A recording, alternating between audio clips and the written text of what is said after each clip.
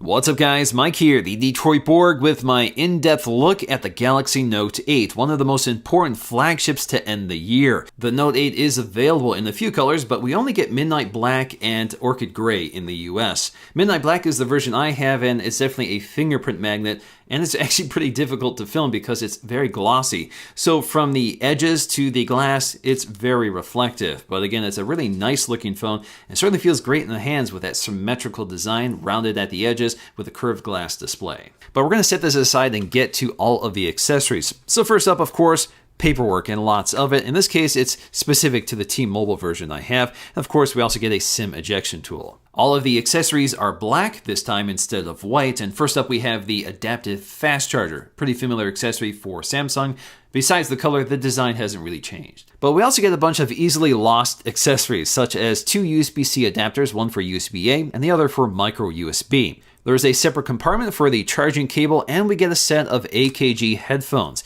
Now, these are pretty decent headphones, nothing remarkable, but they're a nice in-ear style headphone with an inline remote control and microphone, and we also get this durable fabric cable, which should last longer than the typical set of included headphones. We also get a set of ear gels to find the right fit. And lastly are the accessories unique to the Note series, which are some pen tips so we can replace them. We also get the pen removal tool. So although the Galaxy Note 8 is a substantial update from the Note 7, it's pretty much an iteration of the Galaxy S8 Plus, but there are some significant differences. One of them is the S Pen, of course, along with a dual camera system, a larger 6.3-inch screen, and of course lots of software features that take advantage of the S Pen stylus. But once again, we have facial recognition, iris scanning, an inconveniently placed fingerprint sensor, water resistance, a curved screen design, Gorilla Glass on the front and back, Bluetooth 5.0, wireless fast charging, and contactless payment systems such as Android Pay and Samsung Pay. And like it or not, we get a dedicated Bixby button. The big news with the Note 8, like many smartphones this year, is the extra tall display with the shrunken bezels. So although we still have small bezels at the top and bottom, most of it has been filled with this huge 6.3-inch Quad HD Plus display. We have a resolution of 1440 by 2960. That's good for 521 pixels per inch. So like Samsung's other displays, this can get very bright under the right lighting conditions. So when it's exposed to bright light, this display really ramps up the brightness for easy daylight visibility. And of course, this Super AMOLED display is just stunning to look at in any lighting conditions with those deep blacks and bright vivid colors, and that curve adds an extra depth to the display. And because everything is better with HDR, this display does support HDR10. So if the video app supports it, like Netflix or YouTube, you'll actually be able to view HDR10 quality on this phone, which is quite nice. Just like the Galaxy S8, the home button has been replaced by an on-screen button, but we still get haptic feedback when we press that button, so it sort of replicates a click. But unfortunately, that means the fingerprint sensor has been relocated to the back of the phone right next to the camera, which is not a great spot for it. And especially with a phone this tall, it's actually more difficult to reach it than it was with the Galaxy S8 and S8 Plus. But like anything else, you get used to it, and of course you have iris scanning and facial recognition, but those features are not nearly as reliable as just a fingerprint sensor. This is Samsung's first dual camera setup, and it works somewhat similarly to the iPhone, but there's a few tricks that make it unique in the market. So once again, we have two 12-megapixel sensors, one with a 26mm f1.7 aperture, and the telephoto camera with a 52mm and f2.4 aperture, and both of these have optical image stabilization. That's a first for the market. Stabilization is especially useful for a telephoto camera just because the handshake is amplified when you're zoomed in. The camera interface by now is pretty familiar for devices with dual cameras. We have a 2x option, which allows us to zoom in and then zoom back to the main camera. So basically we're switching between cameras, but we can also manually zoom in and out using the shutter release as a slider. This camera also picks up a feature called Live Focus, which is very similar to the portrait mode on the iPhone. And that's thanks to the stereoscopic vision of the dual cameras.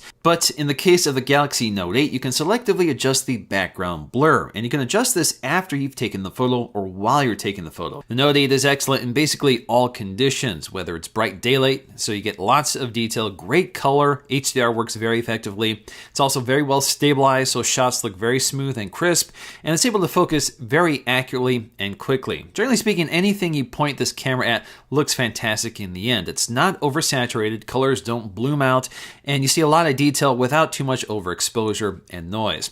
When it comes to low light performance, I think the big news here is that both cameras seem to output very similar results.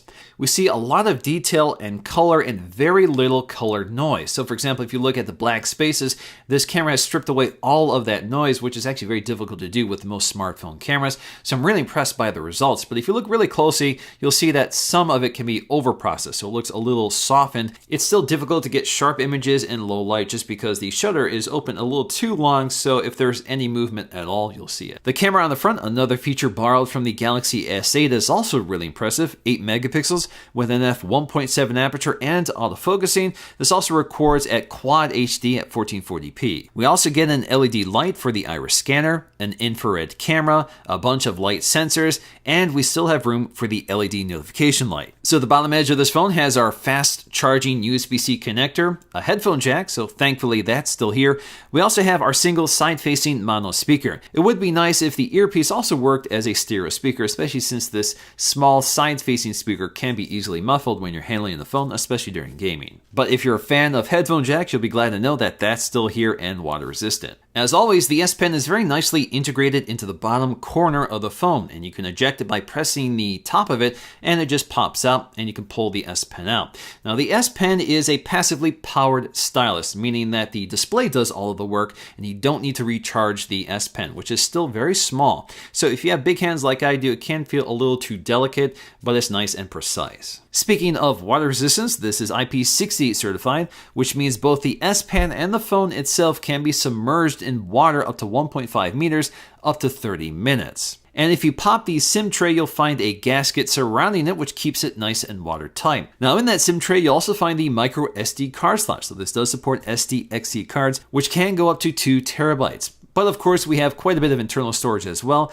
We have anything from 64 gigs all the way up to 256 gigs with 6 gigs of RAM. As always, when it comes to specs, it gets a little complicated here just because there's 2 CPUs, one in the US and China and one in the rest of the world. So the US and China get a very familiar Snapdragon 835, while the rest of the world gets the Exynos 8895 octa-core CPU. And of course, the Snapdragon comes with the Adreno 540 GPU, while the Exynos comes with the Mali G71 GPU. Well, the battery is quite a bit smaller here. It's 3,300 milliamp hours. Now, Samsung says this has nothing to do with the Note 7. Instead, the phone just doesn't have enough room for a larger battery. Battery life is a little disappointing for a device of this size. I'm seeing a fairly average 4 hours, 4.5 hours of on-screen time for a full day of use.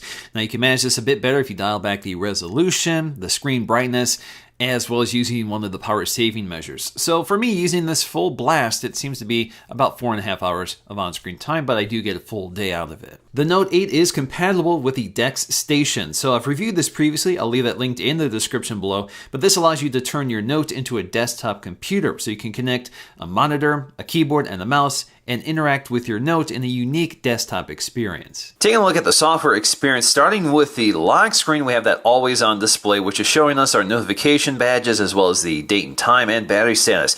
We also have the home button for waking up the device, and when you press on it, you do get some haptic feedback. Of course, we can see all of our notifications and expand out our quick settings up top. Of course, with the S Pen, we also have the off-screen memo app. So this allows us to jot down the memo as soon as you eject the S Pen without unlocking the device. So if I write down test just to show you, I can save this in the Notes app, or I can pin it to the always-on display. So if I pin it to the always-on display, every time I wake up the device, I have quick access to that note. So it allows me to quickly glance something that might be important. Of course, we can customize the always-on display. All we have to do is go to lock screen and security, and under always-on display, we can schedule this or just turn it off entirely. Now, you have several always-on display faces you can select from a calendar to an edge clock to an image. Now, if you go with the default model, you can also select different colors or backdrops. So if I select a different backdrop here, you can add a little bit more color here to make it a little more interesting. I can also change up the color of the font, so again, if you want something a bit more vibrant than just black and white. The big news with any Note series is the S Pen. So the S Pen is still very similar to the Galaxy Note 7 I reviewed, but as always, there's a few new features to take a look at here. So when you eject the S Pen, the first thing that pops up here is the error command. Now, if you want to get away from that, just tap on the screen.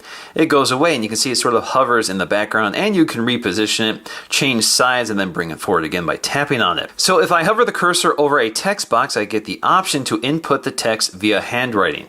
So again, let me bring this up here, hover the cursor over top of it, and then tap on it. Now I can just enter what I want. So let's just say Android. And as I write, you actually get the audio feedback that's like writing on paper, so you actually hear that. Now when I tap on Air Command, I get a bunch of these shortcuts which I can swipe through, but you can also modify this under settings. So if you go to shortcuts, you can modify them right here, so you can rearrange them, remove them, or add new ones, but you're limited here. Now you can add just the S Pen features as I have, or add any apps you want. So they're basically just shortcuts to those apps. In terms of some of these utilities, we have Create a Note, which is pretty basic. So if you want to create a quick note, click Save. This will save it off and you can go back to what you were doing.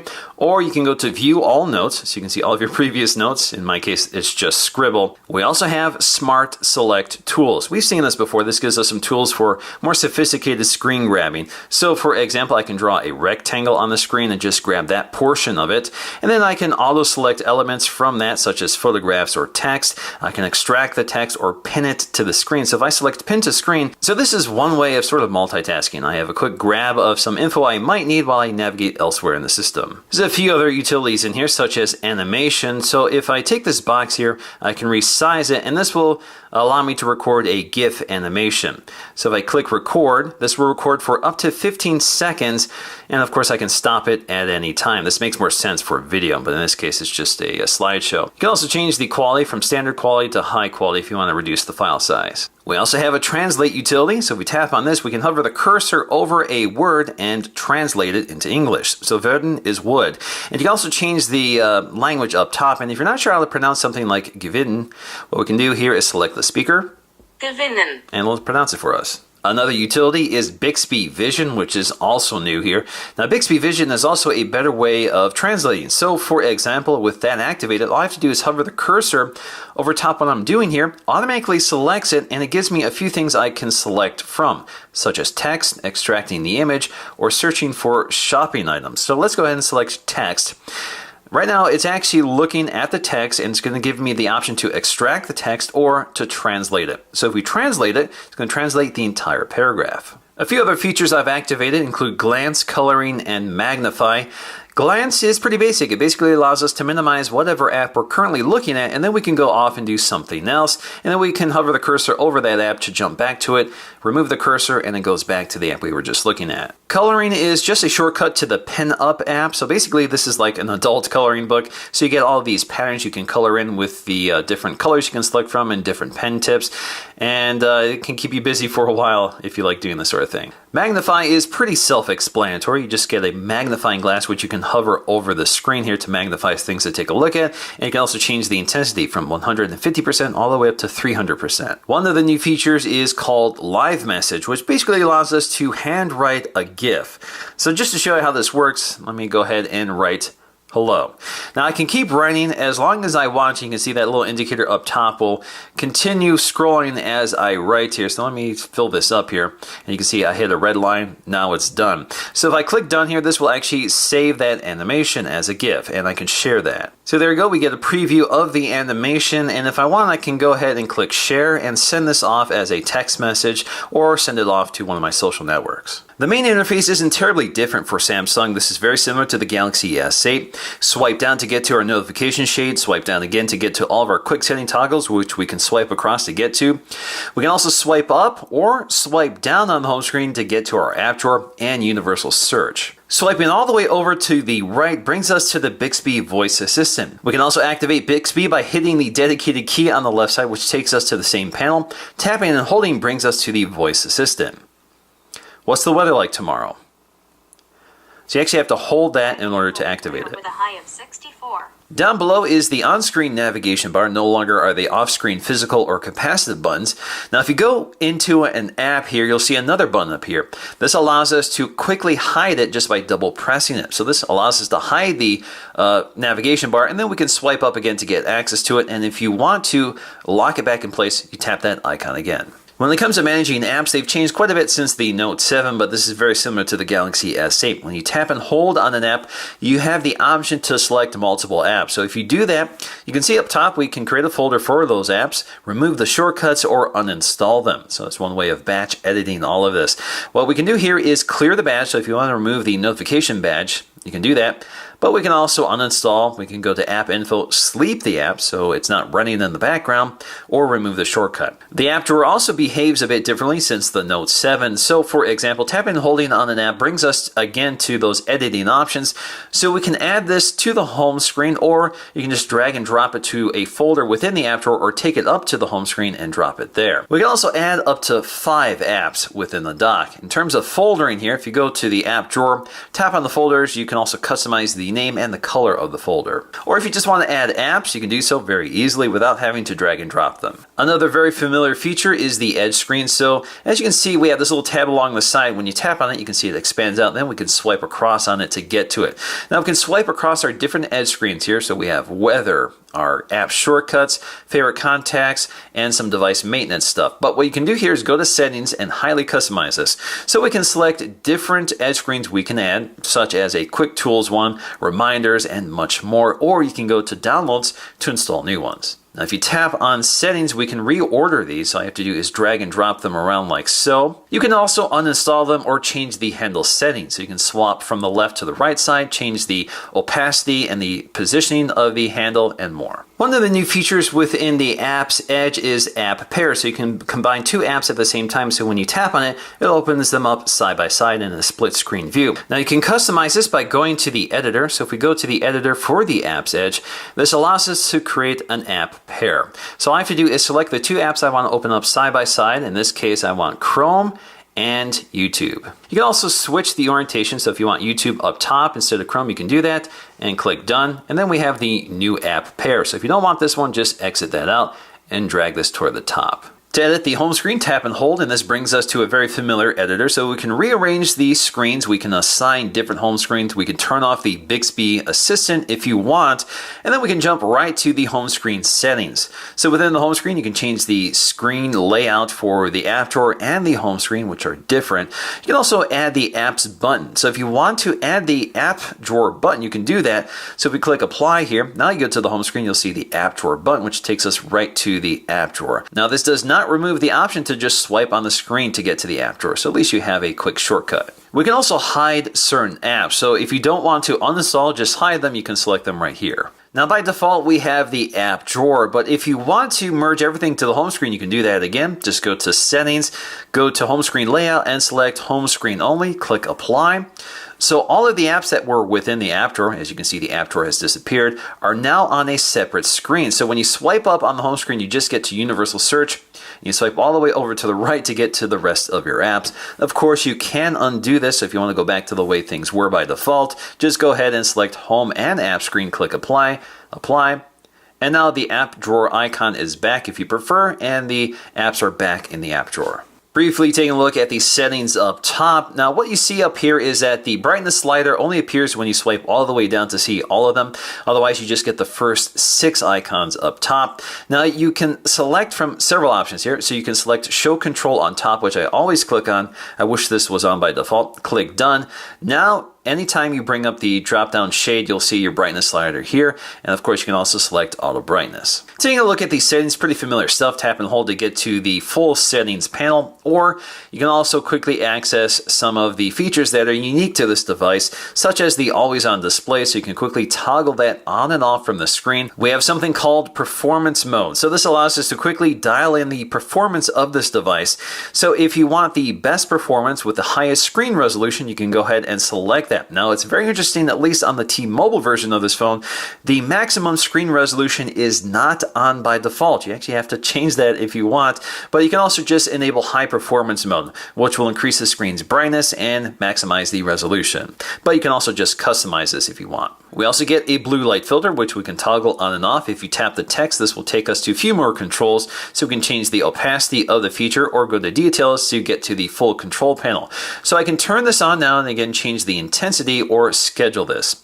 So this allows me to schedule by sunset and sunrise or select my own schedule. We also have our power saving feature. So if you want to enable one of the power saving modes, you can select that here as well. And there's quite a few you can pick from. So again, you can go with the medium power saving mode or customize this and select something else. Of course, you can customize this so you can change the button order. So you can drag and drop from the dead space to the active space. So if you just want to hide some of these, just take them to this area. But you can also just drag and drop all of them if you want. We can also change the button grid. So if you want a denser view, you can select 5:3 or just go with default or something more spacious like 3:3. Another unique feature is voice wake up. So I've turned this on. I can tap on the text to get to additional settings. I'm going to go to details. So under details, I can select the sensitivity of the wake up word. I can also choose to use the wake up word when something else is playing on the speaker. And you can train your voice to the wake up word. So with voice wake up enabled, I can actually command Bixby, what's the weather tomorrow? Friday looks like clear skies with a high of 63. I can also do this from the lock screen. Hi Bixby, what's the weather tomorrow in Toronto? Friday, you might want to keep your umbrella handy. Now that did not require me to unlock the device, but certain commands do. Hi Bixby, open YouTube. Tell me your voice password to continue. Computer. Okay, here it is. So this allows me to train a specific voice password, which is trained to my voice, and of course I can choose any word as long as it's long enough. If we tap and hold on the home key, this takes us to the Google Voice Assistant, very familiar stuff. We have our recent apps, which allows us to take a look at some of the multitasking features. So the recent apps interface is pretty familiar, very stock Android 7, nothing terribly unique. Now in terms of side-by-side windowing, it's easy to activate. So in terms of the apps that support it, you'll see this little icon next to the close icon. So that means I can open up the Gallery app on one side, and I can open up Chrome on another side, and then resize the windows, and they should automatically scale. Now I can also quickly jump back and forth between apps by double tapping the recent apps button. And if I want to open up a different app here, I can also just select something else. Now, if I go back to the home screen, this allows me to open up another app. So if I want Twitter down below, this allows me to open up Twitter and retain the Photos app toward the top. Now when you're within split screen mode, if you tap each screen here, you'll see a blue divider indicating which screen is currently active. So when you act upon it, such as pressing the back button, it will only go back within that specific app. Now if you tap on the center divider, we get to some controls here. So again, the screen that's highlighted in blue, we can close that out or we can switch to another one. We can swap between the top and bottom. We can also pop out the active window into a window view. And then we can also pin part of the app. So if you want to scale down part of the app like so, and click done. This will pin it to the top of the screen and we can actually continue interacting with it, or we can just go back to resizing it. There's a few other multi-window features to take a look at, so we have to go to advanced features. So if we go to advanced features, we'll find a multi-window section and we can toggle on these two features, use the recents button to activate split screen view and the pop-up view action, which is a feature we've seen before. Now, you can also swipe on the screen to see how this works, but all we have to do is swipe in from the upper left or right corner, resize the window to how we want it, drop it, and this will minimize the window, which stays in the foreground while we navigate through the interface. Alternatively, we can also minimize this into a badge view.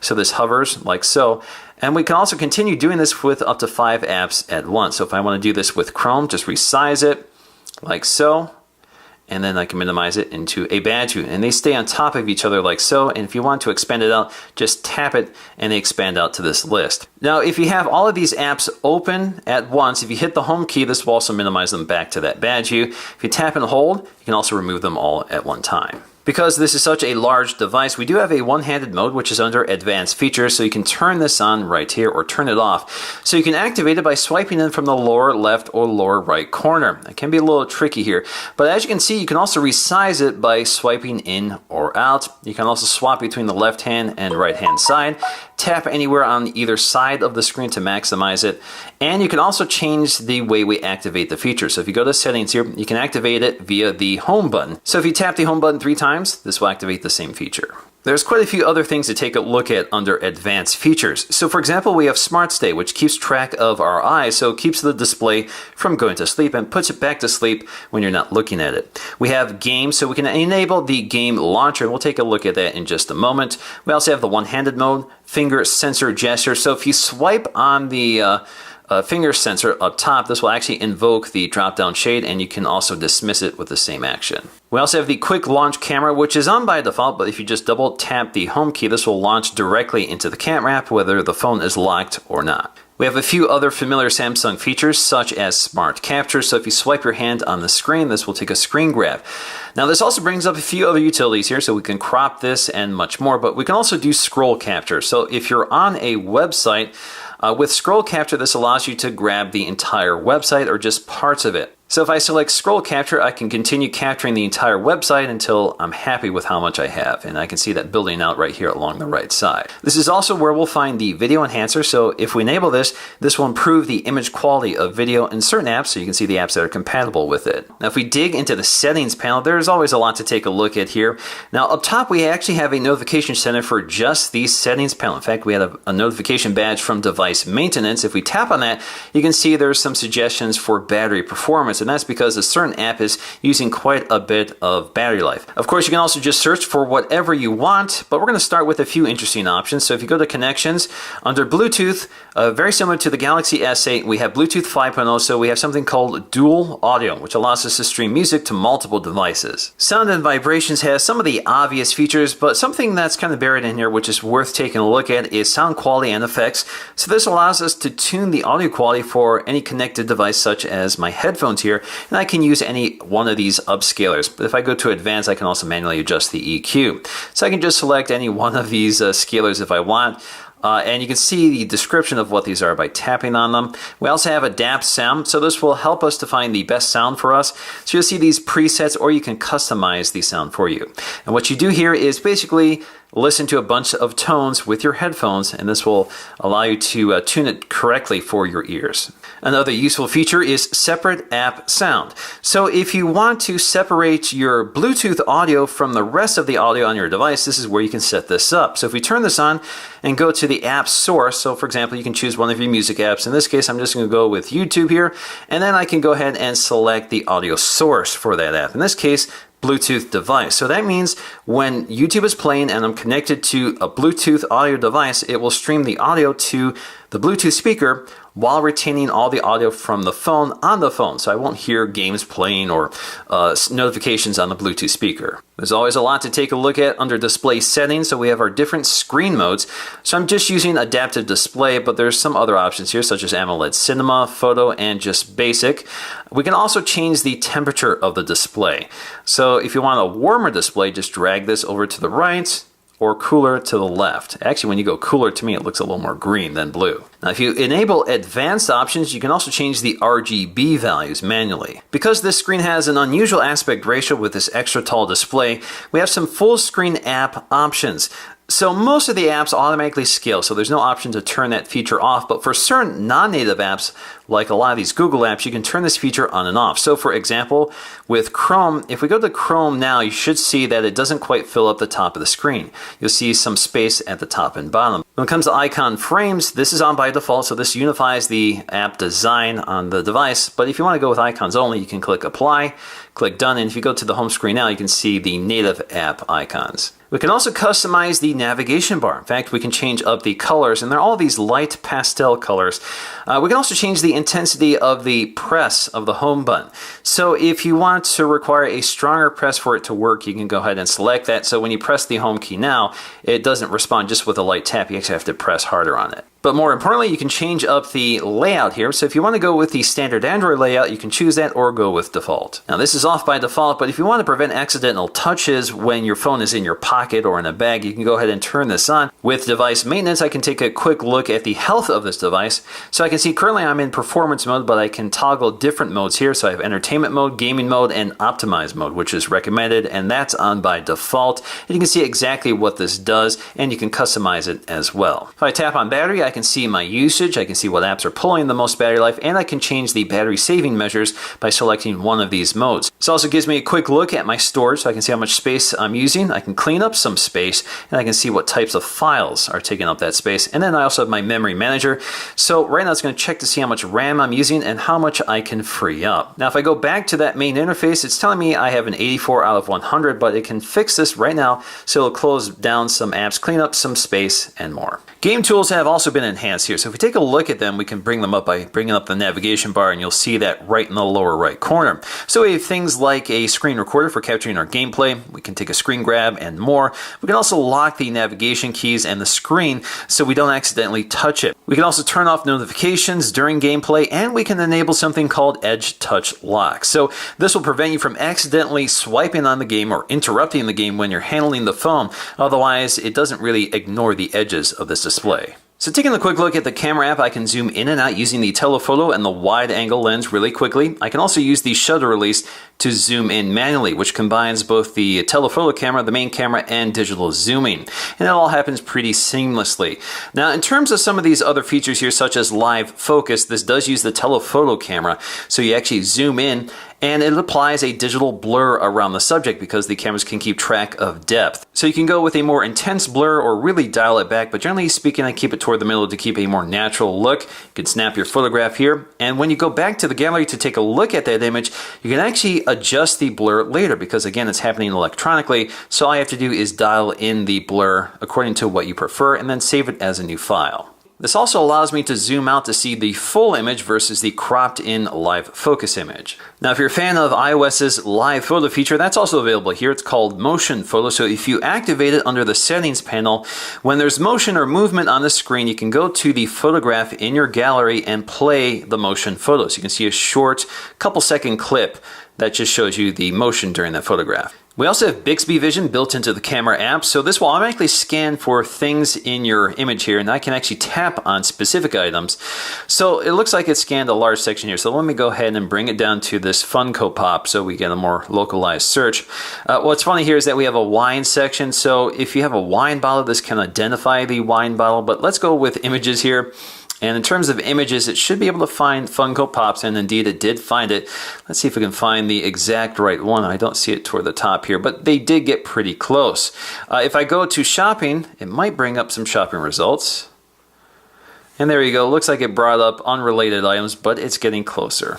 So in the end, even though this is a very expensive phone, I think it has earned its price premium over the Galaxy S8 Plus with the stylish dual camera setup and the slightly larger screen. Of course, we also get a ton of software features that go with that stylus, but what I would like to see is perhaps better battery performance, and Samsung really needs to work on its biometric sensors, from the location and speed of the fingerprint sensor to the reliability of the iris and face scanners. So those are areas they definitely need to focus on, as well as the speakers. But otherwise, this is a phone with a beautiful display, a great camera system, and tons of great software features that make this a powerhouse device for people who need to get a lot of stuff done, or really just like having a lot of features on their smartphone. Alright guys, hope you enjoyed this look at the Galaxy Note 8. If you guys enjoyed this video, please let me know with a like, and I'll see you again in my next video.